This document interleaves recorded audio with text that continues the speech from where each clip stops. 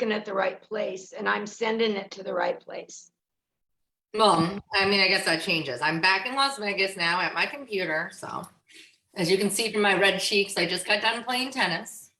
Hey, yeah, this is awesome. You guys, Lindsay Glazer's here every day this month. Yes, there she is. And the reason we're doing this is so you get to know her, love her, follow her.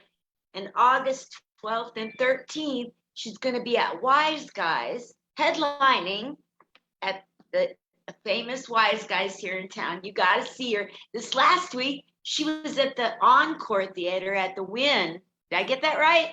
Yep. Yeah. She was opening up for Dimitri Martin. So she's no slouch to the biz, and she's kicking butt across America, and you got to get to know her. So that's what this is all about. What's going on in your life, Lindsay? Yeah. I don't know. Today I'm just playing tennis, trying to catch up on some writing. I'm hosting tonight at the LA Comedy Club. Let's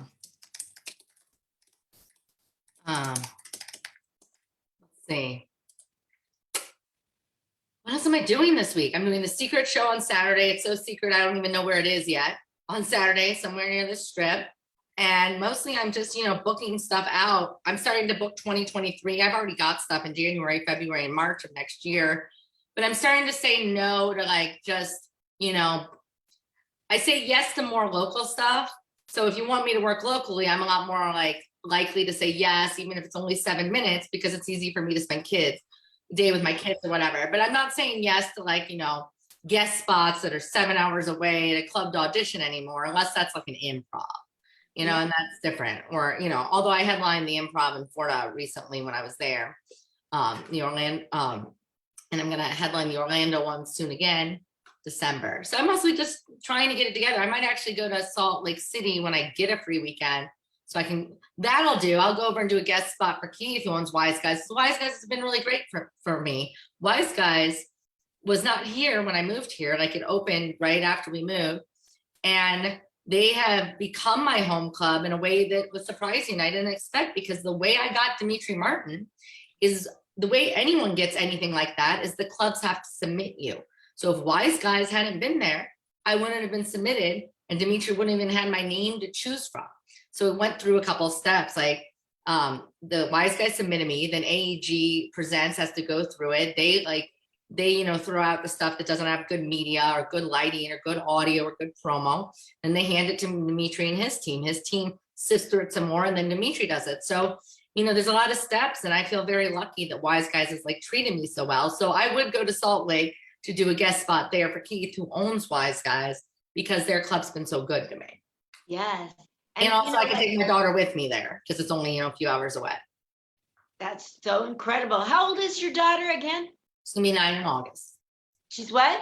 Gonna be 9 in August. What are her interests? She likes tennis, art, being mouthy bratty pants. Does she know any bad words? No, yeah, she doesn't really curse, but she says a lot of funny stuff. But she'll if she's listening to a song, she'll be like, "It's okay, mommy." When I hear the word, I won't say it. If it says "damn" or something in it. That's cool. She just recently got paid for singing. Yeah, we went to see Donna do her comedy at my mother's house. My daughter loves Italian food. I think I've talked about this. She makes me go to every Italian restaurant. In my mother's house, excellent Italian restaurant. Donna was there. Donna DiGiorno. I don't even know how to pronounce her name. Is it like the pizza? Yes. And she did a great job. And then the guy chose Danny and sang, and he gave her $5. So that's so incredible. She must be over the moon at that. Yeah, she loves it. She always asks me if she can come to my comedy show. She was so happy to see a live comedy show, because, most of my comedy shows are at a club, and you can't have a kid at a bar. Yeah. Her most favorite thing was when she got to introduce me at my show a few years ago. Oh, how cool is that? What did she say? And now introducing my mommy. That's what she said. Very young. That was 3 years ago now. So she would have been 5 years old. I wonder how she'd say it today. Now I'd have to cut her off. I'd give her the light. She'd keep talking. I'd be like, "That's enough. You're cutting into my time." She'd be funnier than I am, so I would hate her. She has more IMDb credits than I do. Her school, they sing a song for their choir. And then I got this thing, it's actually on Sirius. And like all this stuff, like she actually has like credits, more credits than I do, which is some bullshit.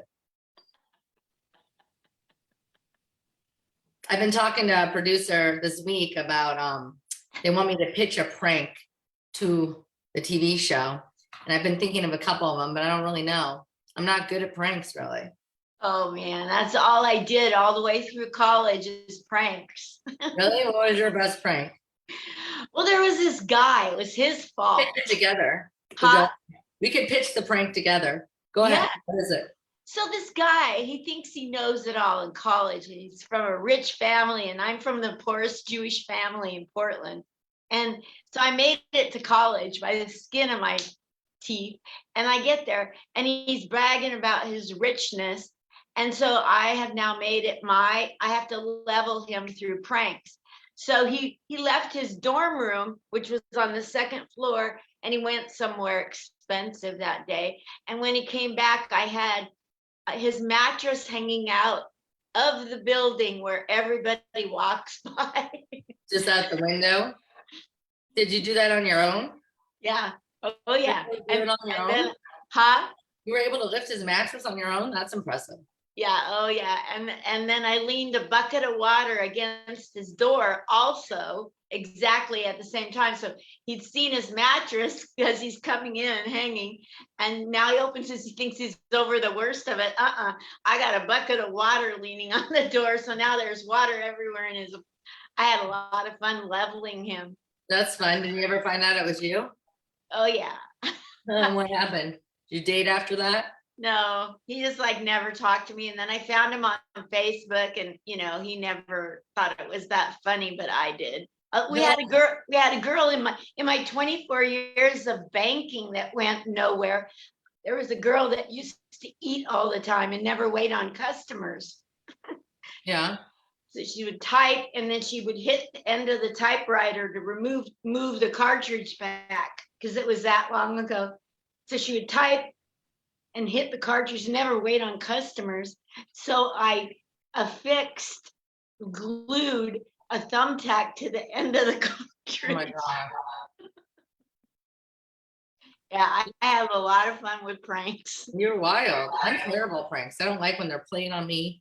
I'm not good at creating them. I don't understand jackass.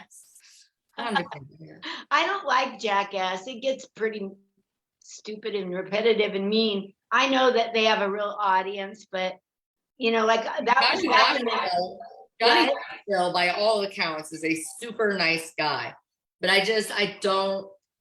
my sisters love that show, but I can't stand like watching like Toilet Humor, like where they like picked up the porta potty with people that, and like people are getting really hurt on that shit probably. So yeah, I used to not care if somebody got hurt, or if it made a fool out of someone, but those were back in the day, and those were fun at that time. But now it's kind of hard to watch pranks where people get hurt or it's unsafe or yeah. So we were talking on Facebook about run-ins with the law. Do you want to talk about any of your? Talk about that. When I was in law school working for Harry Connick Sr., I actually got arrested. It was Harry Connick Sr. for public drunkenness, lewd and lascivious conduct, and car theft. And I actually told this story on Comedy Central Sit and Spin on the stage in LA a few years ago. Sit and Spin doesn't exist anymore. But we don't have enough time to tell the whole story. So I will tell the brief story, which is I was on my way to meet a date. It was post 9/11, but before the Super Bowl was happening. They were supposed to be Mardi Gras and the Super Bowl on the same day. And the FBI, I went to law school at Tulane, said to New Orleans, there is no way we can man airspace for Mardi Gras and the Super Bowl. And that's the year that the Super Bowl switched weekends. I was supposed to meet a guy who worked for my dad's like ticket broker. Like I was going to the Super Bowl that year and on a date. But back then there were so many people in New Orleans that there was no like service. Your phone wasn't working or anything. So I just go out with my friends. I meet another guy, we go back to a car that I think's mine. I think it's a Dodge Stratus rental car. My key opens it. right? My key opens it, but I don't know it's not my car yet. Car doesn't turn on. I'm with some guy, say some stupid thing, like, I guess I just need to work the shaft. And we start like, making out or whatever. Some girl starts running, going, those people are having sex in our car and like trying to steal my car. I wasn't having sex in the car, but I guess that's what she thought. They arrest us. This guy tells me, he starts crying, this guy David, and tells me, you should tell them you're a lawyer. I was in law school. And I said, shut up. I'd be better off telling them I was a hooker. And at some point I start to sober up and I realize that my Dodge Stratus is 2 cars in front. And I tell the male cop, and he checks and he sees that I'm right. And he tells the female cop, she's right. She's innocent. Her paperwork's here, blah, blah, blah, whatever. And the female cop, I'll never forget this because it's probably what made me switch over to defense law. She goes, we have a quota to meet. And she arrested me.